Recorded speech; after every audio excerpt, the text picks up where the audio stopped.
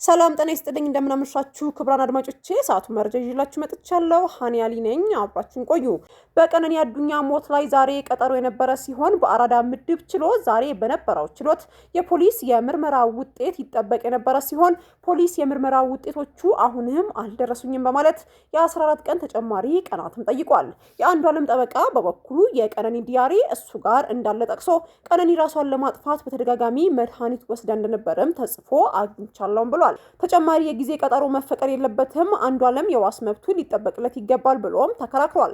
በተጨማሪም ከስር ወጥቶ የሙዚቃ ስራው ለፋሲካ ያቅርብ የሚለው የዩቲዩብ ዘገባ የተሳሳተ ነው፣ ሊታረም ይገባል ሲልም ገልጿል።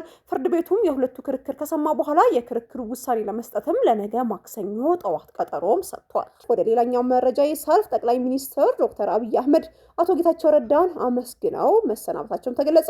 ጠቅላይ ሚኒስትሩን በጽሁፋቸው እንዲህ ብለዋል። በህገ መንግስቱ 62 አንቀጽ 9 በአዋጅ 359 1995 አንቀጽ 15 ህዝባር 3 እና ደንብ ቁጥር 533 2015 እና በፕሪቶሪያሉ የሰላም ስምምነት መሰረት አቶ ጌታቸው ረዳ ላለፉት 2 ዓመታት የትግራይ ክልል ጊዜያዊ አስተዳደር ፕሬዝዳንት ሆነው መቆየታቸው ይታወቃል።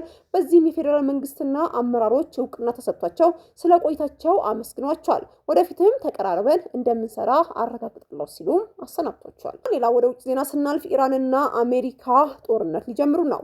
ለጦርነት በሙሉ ተዘጋጅተናል። አሜሪካና አጋሮቿ ለመፋለም በጭራሽ አንፈራም። እነርሱን ከመፋለም አንድም ስንዝር አናፈገፍግም። ይህ የኢራን ኢስላማዊ ዘብ ጦር IRGC ዋና አዛዥ የዛሬ መግለጫ ነው። በአሜሪካና ኢራን መካከል ያለው የጦርነት ጉሰማ ተካሮም ሲቀጥል አሜሪካ የቦምብ ጣይ አውሮፕላኖቿ ከኢራን 3.600 ኪሎ ሜትር በሚርቀው ዲያጎ ጋርሺያ የጦር ሰፈር እያጓጓዘች ትገኛለች። በተጨማሪም የጦር ጀት ተሸካሚ መርከቦች ወደ ህንድ ውቅያኖስና ቀይ ባህር መጓጓዛቸው ቀጥለዋል። ኢራን በበኩሏ የጦር ኃይሏ በተጠንቀቅ እንዲቆም አዛለች። ሚሳይሎቿ ተሰድረው ለጠላት አቅጣጫ እንዲያልሙ ተዘጋጅተዋል። በዛሬው ዕለትም የኢራን ኢስላማዊ ዘብ ሰራዊት IRGC የአየር ኃይል ለየትኛውም ማጥቃትና መከላከል በተጠንቀቅ እንዲቆምም ታዟል። የIRGC ዋና አዛዥ በኢድ ሰላት ባስተላለፉት መልእክት አሜሪካ ማለት መስታወት ላይ ቆሞ ድንጋይ እንደሚወረውር ሰው ነች።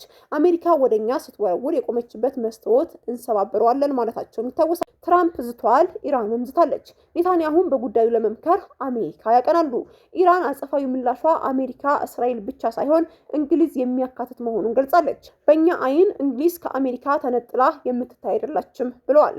ነውጠኛ ትራምፕ ከሁለተኛው የዓለም ጦርነት በኋላ ግዙፉን ጦርነት ለመክፈት የቦምብ ምላጩን ስቦም ይገኛል። የጦርነት ነጋሪቱም በሁለቱም በኩል እንደተደለቀ ነው። ክቡራን አድማጮቼ ለሰዓቱ የነበረኝ መረጃዎች እነዚህ ነበሩ። ቀጣይ ደግሞ መረጃዎች ሲኖሩ ሰዓቱን ጠብቄ ማቅረብላችሁ ይሆናል። ቻናሌን ሰብስክራይብ ማድረጋችሁ አትርሱ። መልካም ምሽት ይሁንላችሁ።